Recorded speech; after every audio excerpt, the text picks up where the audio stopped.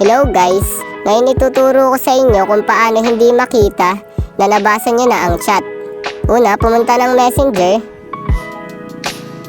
Then, ayan, kapag nandito na kayo, may makikita kayong 3 line doon sa left side, sa upper part. Pindutin nyo lang. Then, kapag napindut nyo na, makikita nyo naman yung setting sign sa part ng right side, sa upper. Then, pindutin nyo lang. Then, kapag napindut nyo na, scroll down nyo lang. Hanapin nyo yung privacy and safety. Then ayan ito yung privacy and safety. Then kapag nakita nyo na, pindutin nyo lang. Then ayan, napindut na natin. Kapag napindut nyo na, hanapin naman natin yung read receipt.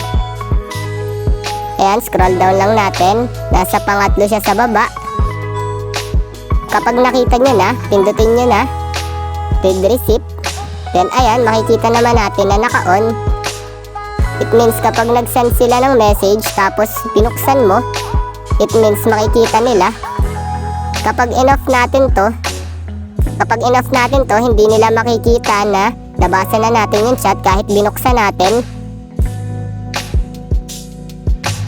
Ayun, ganun lang kadali mag-turn off ng read receipt. Thanks for watching.